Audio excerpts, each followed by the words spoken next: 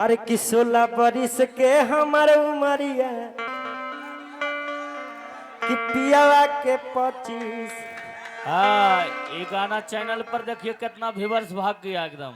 सखी हो पियावा के 25। अरे कि टेली कोटन सड़िया से सूती के सड़ियानी पियावा पे बसी जैसन तीत कि देवरा माजा जैसन मीठ। बड़ा देर से हाँ चिंटू राजा बड़ा गड़बड़ाइल रहनी रौरे कहतनी होने से पीछे से हेने होने काटा कहतनी सही कहला। एक बार कह दिखाए गाना के चाहतनी के गाना हो जाए एक बार हो जाए नो फुले सर फुले जोरदार ताली के साथ म्यूजिक के साथ आजा बाबू है।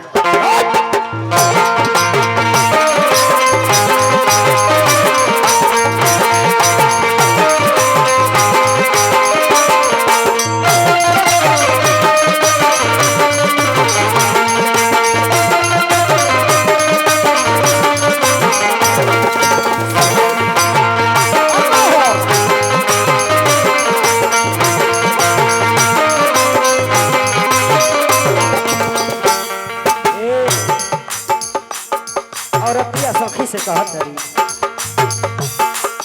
16 बरिस के हमर उमरिया पियावा के पति। सखी हो पियावा के पति।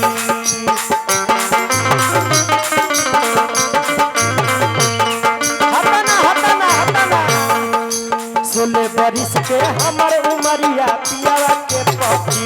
सखी हो पियावा के पति।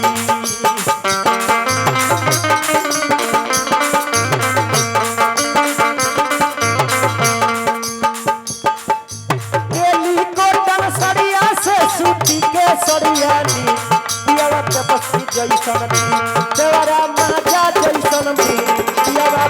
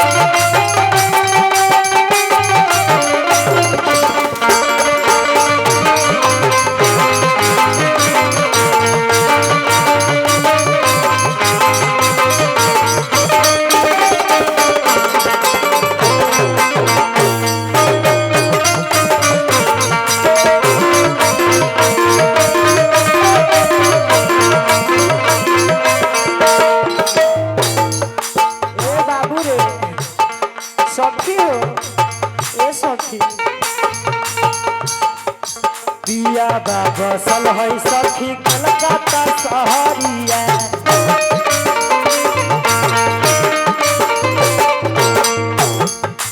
देवरे घुमाबै रोजे जमुई बाजारी।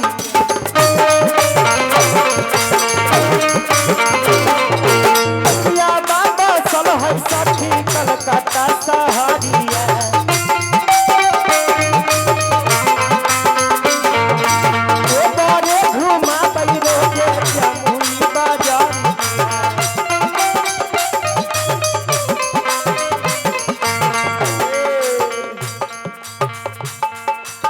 और क्या कहता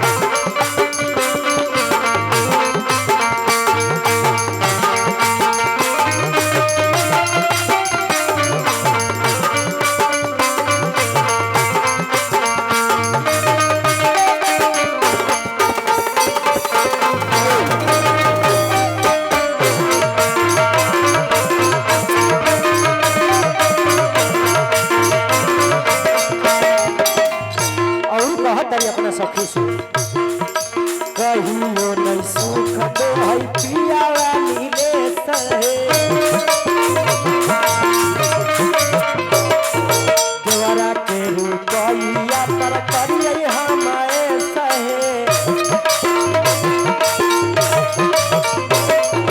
कहियो नहीं सुख दे है जन दुनी ले सहे देवरा के कहिया पर करिए हमारे सहे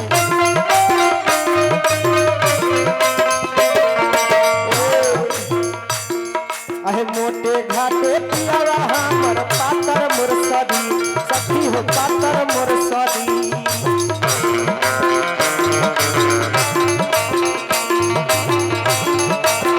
मोटे घाटे पियावा हमर पातर मुरसदी सखी हो पातर मुरसदी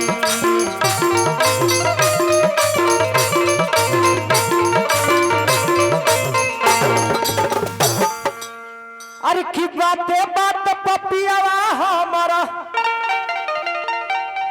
अरे की बोलई इंग्लिश ओ गॉडफादर समझ में नहीं आ रहा अरे की बाते बात पपियावा हमारा अरे तब बोलई इंग्लिश पियावा पेपर जैसा नती अरे तो देवरा माजा जैसन पियावा पे पसी जैसन ती तो देवरा माजा जैसन पियावा